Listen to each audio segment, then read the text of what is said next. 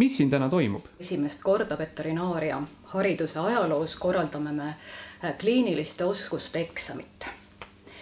Ja see tähendab seda, et tudengid teevad asju.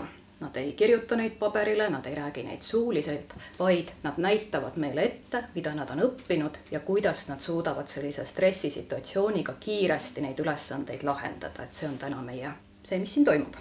Mis sellise eksamineerimise eelised on? Me saame vaadata, kas nad reaalselt oskavad neid asju teha, mida me oleme neile õpetanud. Me õpetame täpselt neid samu asju, mida me eksamil nõuame. Kõiki asju, mida me õpetame, me loomulikult eksamil ei võta. Aga jah, me saame seda kontrollida. Plus, neil on väga keeruline spikerdada. Kuidas nende eksamitega edaspidi tulevikuplaanid on?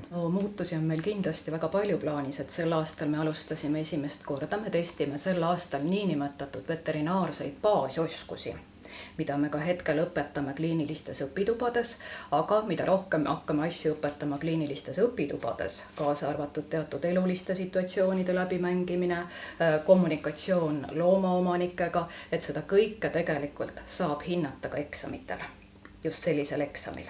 Nii et see on meie tulevik. Mis sellise ajaliselt piiratud eksami eesmärk on?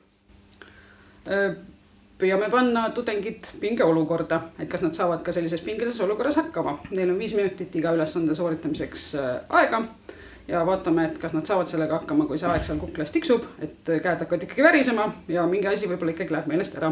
Küsisime tudengitelt, kas eksami juures oli ka midagi sellist, mida nad maaülikoolis veel üldse kohanud ei ole. We haven't done anything like this before, like actually like perform tasks like this.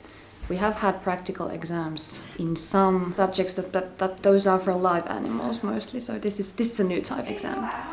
Maybe the time limit.